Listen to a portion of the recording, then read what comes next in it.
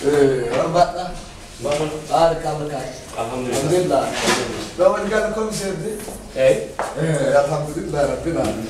Kamu tunggu. Ko jam on kay wallahi. Ko gaddo dum no ko nyalo to ngilade woni. Ko min nyalo to ngilade mo wayno oldu. Mars ni so mun bal to ngila tan on dilo adriya be nan. Sama? Comme jeeyo mi jeeyo yamba ya joni no haade on mbaala wir biɓe waddan mon ɗo noon yeyta détail no faami yeyta par détail aɗa mbiyata onona ɗum to police ko kono diiru ndiri dirdiral ngal gañani heen nani holto woni ɗo wonɗo wallahi an goro tan jeeyani noon yeyta piiɗi temederde min sodat goro yeyta goro wallahi an hande Allah rema wallahi ma hew kalis jolof gonno mbeɗa yeenayi bismillah ɓe mbinon Dakar ɗum ɗo ɓuuri yawde kalis da ko seydi Allah gonɗa o gaddanɗe ɗum kam yew sall sa yiɗi kam ɗum ɗo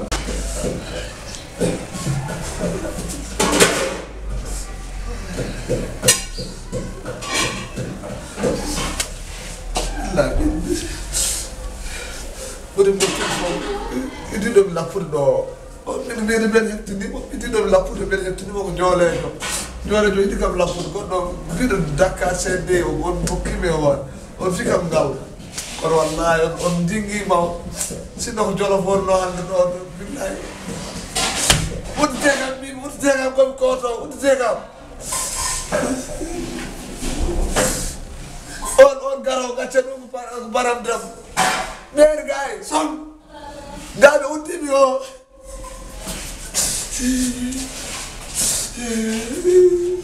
Amata ibon son binta accident he binta son accident holdo wallahi comme dan accident ada ni jotana telephone am sonu ya awon police wallahi mbata comme dirtir ñande anan Ibrahima Gueye hen joni non ab kala affaire nammi boy sal o Ibrahima Gueye wa police so bi ndima Yamba dar saako fo jonen tukkum non ko marchandise cotteɗen yeeye jonen jaamen kala no boy wi kam wawi codan demen joggu won sabanna ɗum tottunami mi nawan baaben to ɓe tapannayde jonen jahanmi commissaire pour sooda ɗum en gros jaɗa galle commissaire ɗum noniɗa hoorema ƴettuɗa Yamba nawonɗa commissaire eyi tikkanɗomo soɗon ko en gros Amadou saɗa waɗa hunde namdor holno neɗɗo ƴettirta hoore mum nanna e ɓundu jaygo accident tan wallahi hoddiro tan hoddiro jono koɓe fiɓem ɗum ko woni kurpen e mbiyen kewa wallahi kadi dow wonata ko less wonata ko somi turima o anda ɗo somi turkitima o anda hoore nde gaddume hooram tan gaddume hooram no feewi aɓe kala konngol kadi Dakar CD tan ɓe mbima Dakar sende koɓe ƴatti ɗam ƴatti ndenan mi wallahi ɓe gandi wona jolof ay oye ñoolejo an yo kammenako yo Dakar sende yo dul nopil yawa Dakar sende ɗiɗan Amadou on ɓen nannude hoorema ɗen piyen kadi an aɗa naati aɗa ɓeydo nannude hoore maɗa aɗa ƴatto ɗum mi andano ko ƴattore wallahi somi yeeya jolof man mi anda Dakar sende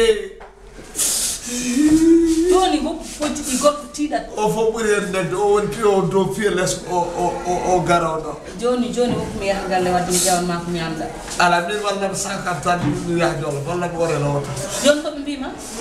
mbi 1 heure jaltan joni wonande midi